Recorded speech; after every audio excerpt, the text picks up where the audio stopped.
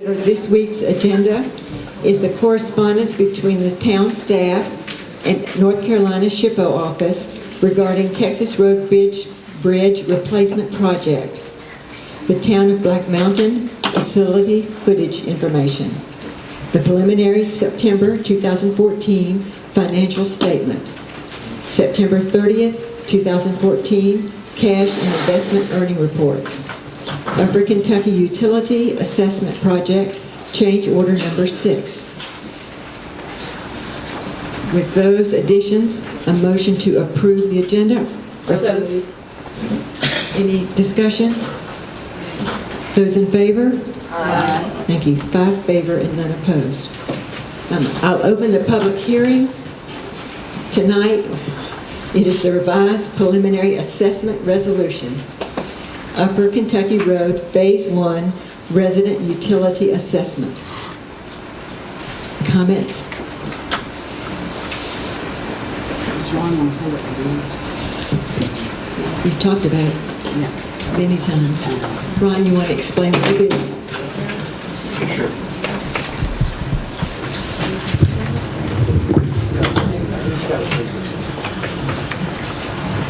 At last month's town council meeting, the board adopted a revised preliminary assessment resolution for the Upper Kentucky Road Phase 1 Resident Public Utility Assessment. Just as a reminder, the scope of this project has been reduced. The Eckerd family now is under contract with the MRA to purchase the 2 lots next to them, which we reduce in scope. The extension of the utilities, water and sewer, and the road.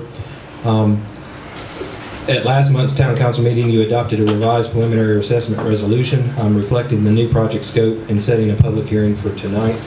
The approximate length now of the extensions is 250 and 260 linear feet respectively. And we do have a map just so folks can sort of visualize it. The half moon lot there in the middle of the screen is Sissy Jones lot. We are in the process. There's several different projects going on in the Upper Kentucky Road area. The neighborhood assessment is almost complete. It goes around Sissy Jones' home, and the residential assessment is that first extension to the left there that's highlighted in sort of the yellow.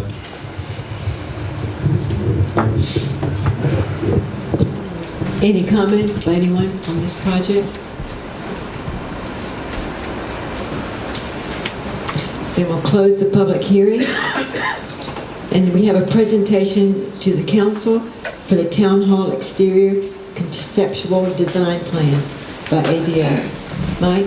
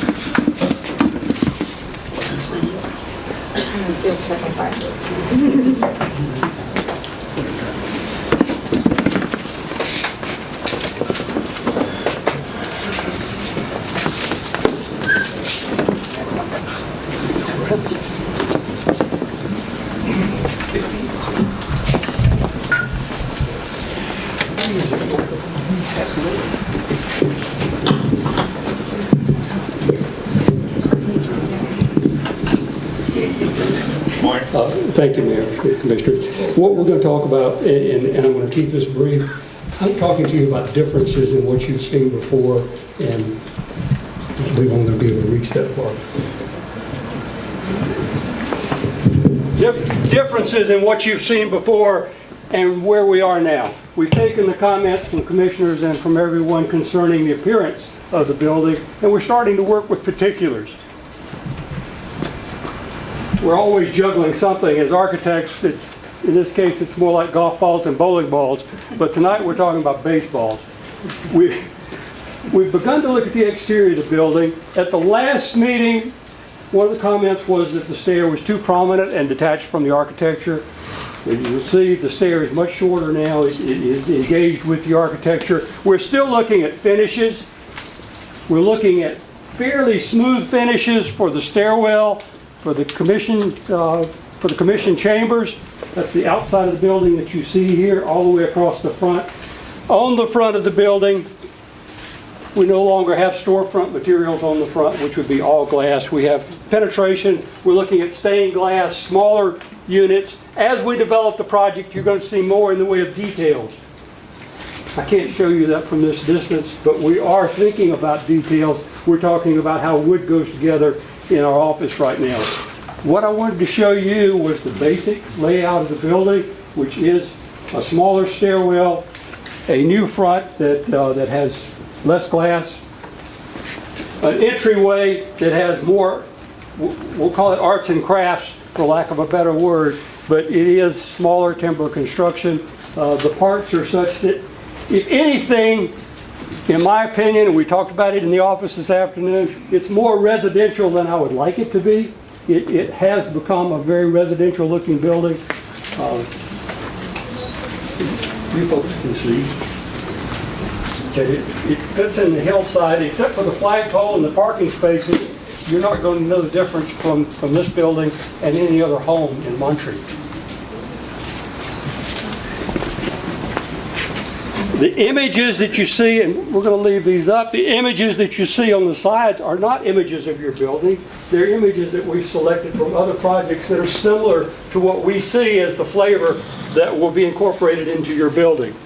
This elevation here, or this rendering of a night shot, is your building. You can sort of piece together the parts of these other buildings and get an idea of where we're going. I don't know if there's anything else I can tell you about it except that we are looking at textures. The exterior of the building, we're looking at very finished materials around the stair and the commission chambers. We're looking for rougher materials in the other places, rougher materials being shingles and shakes on the exterior of the building. When you go inside the stair, you're probably going to be seeing something similar. We're going to have very finished materials on the walls. We're looking at very rough materials for the stairway. We may use roughened concrete or stone for the stair on timbers. And that'll be contrasted with smooth, very finished materials in the stairwell. The upstairs, once you get into the offices right now, unless we hear otherwise, we're getting to some very plain finishes, more institutional type finishes inside. We'll need some instruction on where to go with that. The project is developing. If this is baseballs, this is the golf balls. We're working on door details. We're working on fire safety drawings and those kind of things. In its current state, and as we last left it, it's coming along. We do need to know if what we've done in, actually there were very good comments that we got from the commission the last time we talked. If what we've done meets those requirements, we'd like to hear that. If there are other comments, we'd like to hear that. Anyway?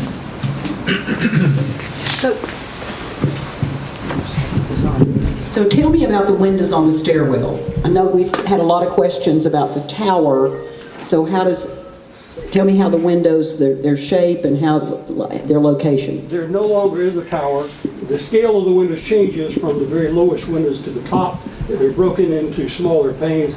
We think we're going to have stained glass at the very top, along the front here and along the front here. You can see it here, here, and here. That is the southwest corner of the building. We think in the evenings you're going to get some very good color inside the stairwell. The interior of the stairwell changed very little. Its scale is better than it was before. It kept on going past the floor the way we had it on before. For those of you that remember, the stairwell was about this tall when we last showed it to you. They are wood and glass windows. We are looking at color. We would like to have a colored frame. I hope we can all get together on what that color is. Right now we're showing a light blue window frame. It makes very little difference to the window people whether it's aluminum colored or blue. So we're going to be looking at colors with you. My personal preference is green, but I didn't get to do the drawing today, so it's blue. Does that answer your question about the windows? I have one more. How does when someone's entering, you show a covered area? so that they could come in undercover from where they park or from where they're dropped off, or how does that work? The covered walkway extends out to the parking lot and actually extends out over the sidewalk in that area. We do not have a cover beyond that. In other words, we haven't gone out past the first parking space, but we are covered from the sidewalk in. Two questions. One, since this is more or less, you've been working on the Florida site, and just in terms of how it fits into that particular site, is it a building that would stand out from the site, or is it a building that would blend in to the site, recede into the site? I'm going to say recede into the site, and I'm going to let you judge for yourself. This building is going to have rhododendron on both sides of it, rhododendron on the back. This elevation will be visible only to squirrels. When it comes to fitting into the site, it is nestled into the site. And no, and that's sort of because you've spent a lot of time with it, and we're seeing it for the first time, and that's been sort of a key thing for some of the people that I've talked to, that it looks like it's been there for a long time, like a lot of Montreat does, that it with time will blend in, and the tower certainly stood out when we had the big glass tower and getting away from that concept.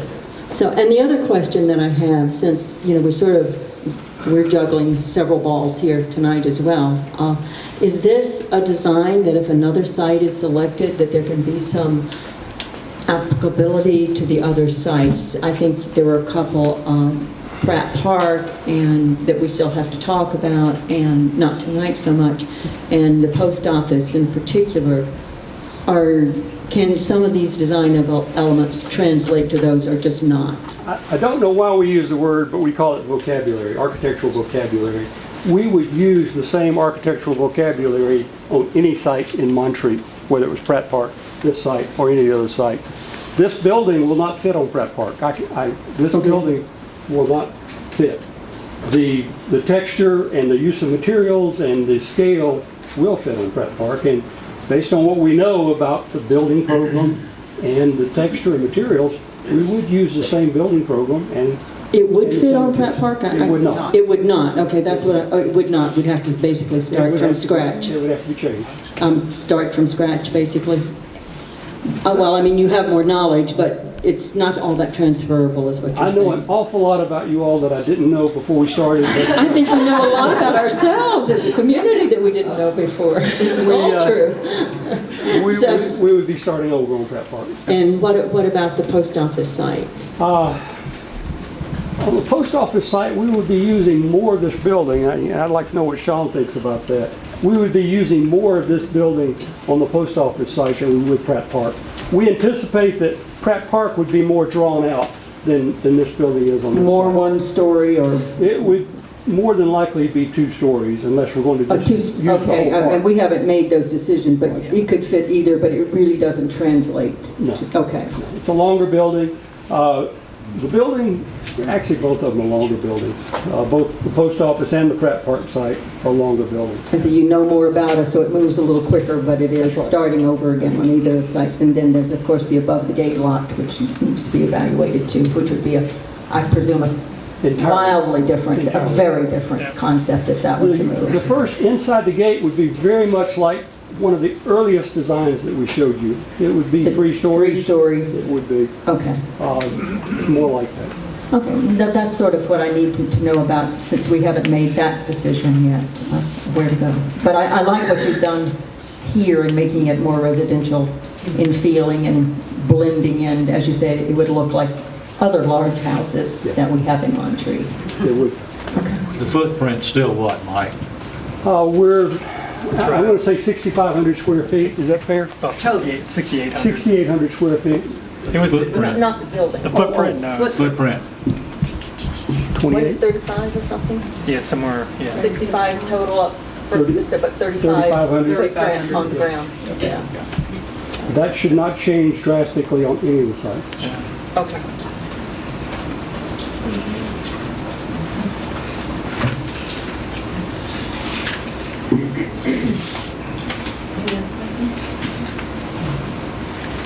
That's good, Mike. Thank you. Would you like to pass this around? We just, No one We can don't need see to put it back over here for a while. Will you be here to answer questions afterward? Will you be here after the meeting to answer questions? Are you leaving this for us or what? Yes. I didn't say that like It'll be a short meeting. I mean, yes, ma'am. Bring the prints.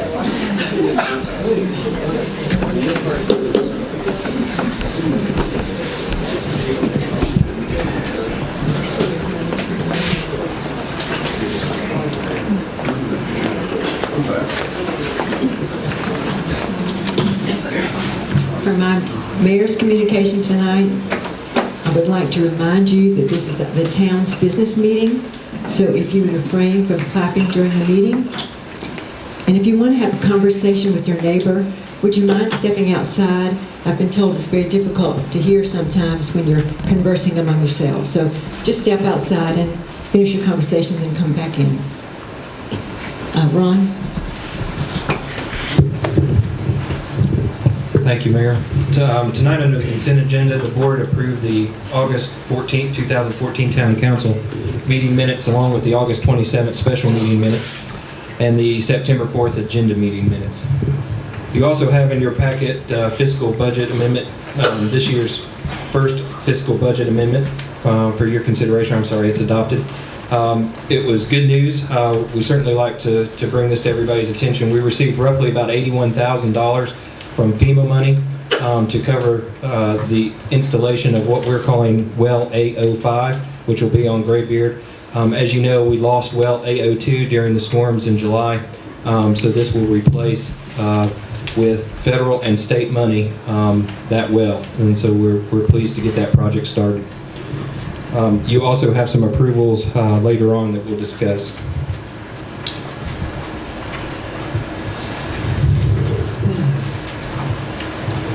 Tonight, just many of the items here on my reports are covered in your agenda, so if you have questions, we can just hold those until that time. The Texas Road Bridge Replacement Project, as you know, we did receive a letter from SHPO that's included that says, please go ahead and start planning and doing that consultant, or work with our consultants, and then present that design back to SHPO. That they did not, at this point, see a problem with at least making that bridge look like the other bridges in Montreat, rather than a design that sort of matched the original bridge. So we were happy to receive that, and next week I'll be in touch with our folks with KCI and see how quickly we can move that project forward. Town Hall project update. Again, we've got several agenda items here, so I won't cover those unless you have any specific questions for me. Upper Kentucky Road paving and utility assessment project, as I noted, we are almost completely finished with the road project for the neighborhood assessment around Sissy Jones. If approved tonight, then I understand they can start the residential assessment within the next couple of weeks, and I believe there was a 90-day contract period for that. Because of the time frame, we do not plan to pave this year. We will pave in the spring. It is just too close to winter, and we still have 60 to 90 days of project left to complete. We certainly don't want to go ahead and pave the lower section and then run trucks up, heavy equipment up to the upper section. So we would wait to do all the paving in the spring after the project is completed. Do you have a Board of Elections update? I'll cover that Okay. in my report. So unless you have questions of me, that concludes my reports. One of the things that as we've turned our attention to many other things, that Matt Ashley is our representative to the Metropolitan Sewer District, and I would like to get Matt to come to the board and give us an update on that. I don't think we've had an update in a year or so, so that would be nice to invite him to come and do that at our next meeting. Yes, ma'am. Ron, you say we have the $81,000 from the feds and the state. What about the other projects? Do we have the money for that? Have We gotten that? have already received those projects. We only have, I believe, three of those projects left to complete. All the others have been completed. But we still have Oklahoma, the wall that collapsed on Oklahoma to complete. We have the drainage system right out here on Community Center Circle. And then the larger project, which is at the corner of Virginia and Mississippi, the replacement of that culvert and the drainage area there, as you know, is washed out. So they'll be our three along with the well. And you're talking about those projects that are, all of those projects are being paid for by FEMA money? That's correct. 75% FEMA and 25% state. Do you remember the total? Where's Steve? The total for the FEMA money, was it 120,000 or a little? Roughly about 120 is what I'm remembering. Anything else, Ron?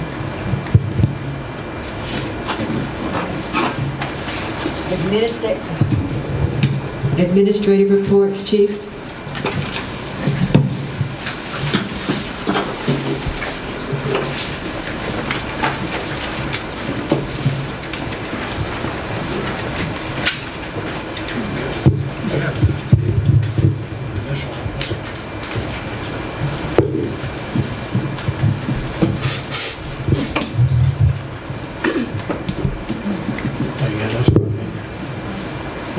Basically, we have started upping our house checks tremendously. We've had a lot of activity. Black Mountain has a lot of activity. Everybody's having a lot of activity. Our town services was 434 with MRA 110, college 9. We participated in a 3-hour search for a subject that crawled underneath the fence at Dr. Graham's house. We did call out a team for Button County. They brought part of their team with 2 search dogs to look for this individual. We spent about 3 hours up there. We did locate the individual in the lower driveway, and that subject was dealt with Button County Sheriff's Department and us. It was interesting. This individual went to the office. He was advised that Dr. Graham was not seeing anybody. He then changed his clothes, parked his car at the loaded gate, and went up. He was a Israeli-American citizen. The vehicle that he was driving came back to a female. We checked it out of South Carolina, and she was in Israel, and supposedly he borrowed the car. We had a situation that I want to make everybody aware about. We had a young lady that was in a residence. It appeared the residence was empty. This young lady was in the shower. She noticed a noise. She came out. There's a man standing in her living room. This individual has since been arrested. He's in the Asheville paper. He was arrested on count of breaking and entering, larceny, damage to property, false pretense, and a misdemeanor larceny. We need to be advised that happened at 6:30 Friday. I was waiting on my relief at the gate. I got the call at 10 o'clock. The young lady had enough sense. Nobody called us. We could have called them at the gate or had an officer go up. But she did take a picture of the individual. It was a blurry picture. We investigated that and found that individual. We found that individual. This individual is very familiar with Montreat. Tremendously familiar with Montreat. His dad delivered wood up here for numerous years. We've got him in possibly 2 other cases up in Montreat that we're looking into. Please, if you see something suspicious, we've given out magnets. We beg y'all to call us on any suspicious activity. This individual, to me, is a threat. Very much so. And as I said, He was arrested, it's in the national paper, on separate crimes, 2 of them down in Black Mountain, and I believe 1 in the county. The false pretense was in the county. So we need to look at. We also had a larceny up on Yale. We do not think it was related. It was an upper apartment where there was 4 college students staying. The bottom apartment had flooded, everybody had moved out, and we're missing some items. We're looking into that as a college situation, more not this individual. We just want to advise you, please, there's a lot of things going on all over the place. Please just call us if you see anything suspicious whatsoever. Is there any questions? No, I would like you to speak to the Bears. That situation, hey, I'm proud of that residence because they thought there was somebody on the back porch, and at least they called us. Just, I think you answered that call. She had left trash out on the back porch, and as you well know, we can't leave trash out on the back porch. And Justin got introduced to a bear.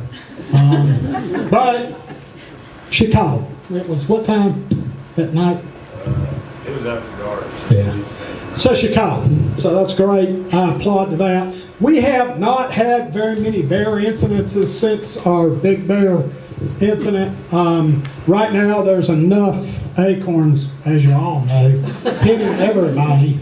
Some of the roads look like they're dirt roads because of the acorns. But we've had enough of those, so we haven't had any problems. I don't even think Black Mountain's had very much problem because of that as of this time.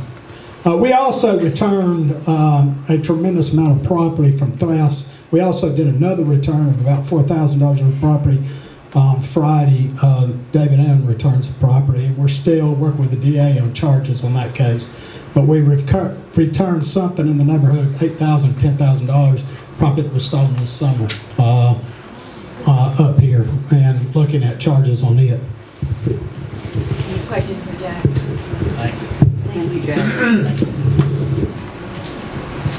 Public Works, Steve?